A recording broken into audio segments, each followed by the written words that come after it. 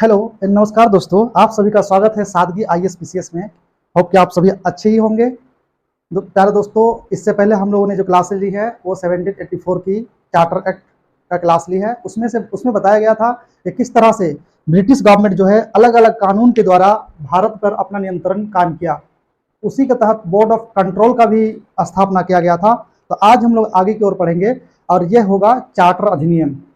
जिस तरह हमने रेगुलेटिंग एक्ट के बारे में पढ़ा था, तो उसी में हम लोगों ने जाना था कि चार्टर एक्ट और रेगुलेटिंग एक्ट में क्या फर्क है। इसका डिफरेंट हमने फर्स्ट क्लास में बता दिया था।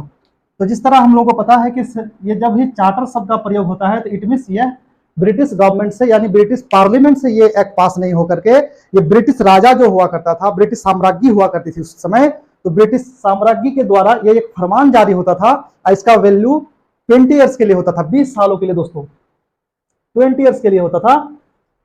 तो देखेंगे कुछ बिंदु इसमें।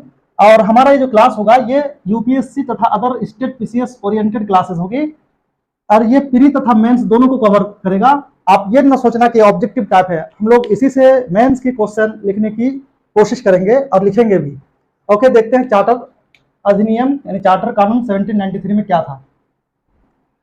प्यारे दोस्तों, काउंसिल के ऊपर निर्णय लेने की क्षमता अब सभी गवर्नर जनरल के लिए विस्तारित कर दिया गया। इट मीन्स जब लॉर्ड कॉर्नवालिस 1786 को भारत आए थे तो उन्होंने कहा था कि जो गवर्नर जनरल काउंसिल बॉडी जो है उनके ऊपर निर्णय लेने की क्षमता गवर्नर जनरल को होना चाहिए। यानी उनके जो हेल्प करने के लिए काउंसिल ऑफ बॉडी था, गवर्नर काउंसिल की जो एक गवर्नर की जो काउंसिल बॉडी थी, तो इस उनके आने से पहले क्या होता था कि उनके द्वारा दिए गए निर्णय को किसी भी गवर्नर जनरल के लिए मानने को बाध्य हुआ करता था। बट उसने कहा कि नहीं, अगर वो निर्णय दे बट उनके निर्णय के ऊपर हमारा निर्णय ज्यादा महत्वपूर्ण होगा। तो उन्होंने ये डिमांड रखा था।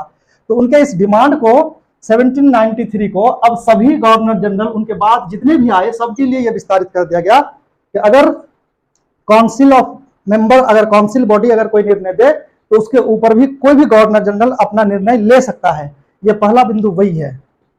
ओके, अब दूसरा बिंदु देखते हैं कि बंगाल के गवर्नर जनरल, हम लोग जानते हैं कि 1773 को मुंबई प्रेसिडेंसी और मद्रास प्रेसिडेंसी के जो गवर्नर हुआ करते थे उनके क्षमता को कम करके गवर्नर जनरल ऑफ बंगाल को दे दिया गया था।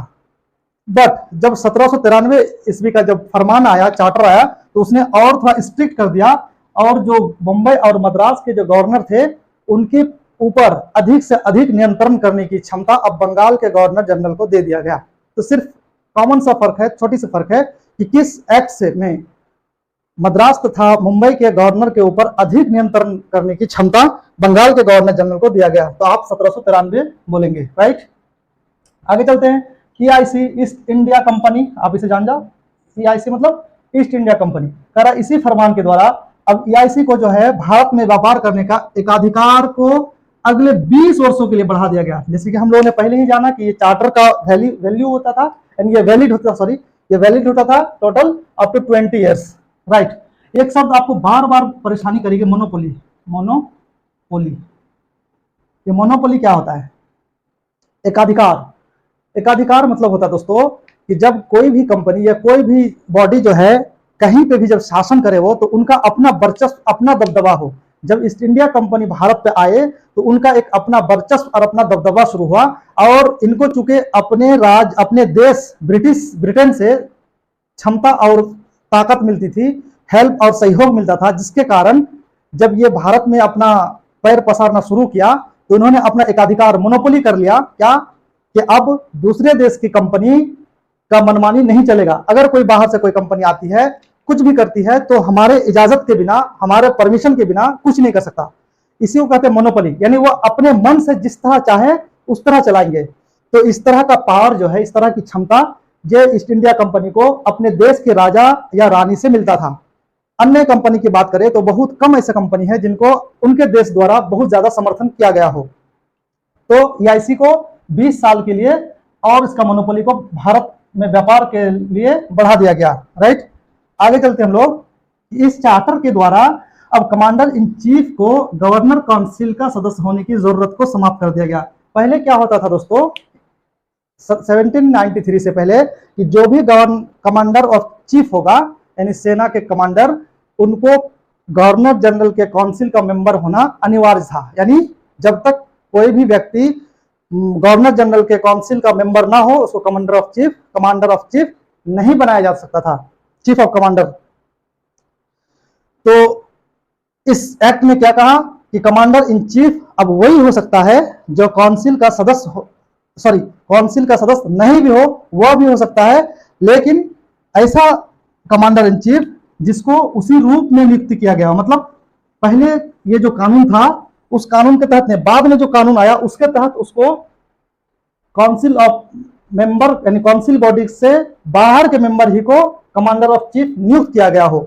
ऐसे अगर सदस्य है तो उनके लिए जरूरी नहीं है कि वह काउंसिल ऑफ बॉडी का यानी काउंसिल का वो मेंबर हो।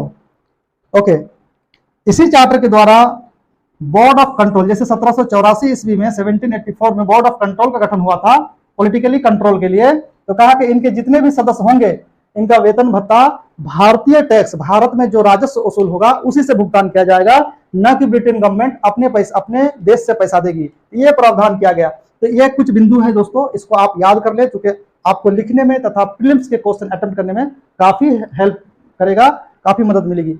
होप कि आज की क्लास से आपको कुछ ना कुछ जानकारी जरूर मिली होगी। थैंक यू फॉर वॉचिंग, आप सभी का धन्यवाद।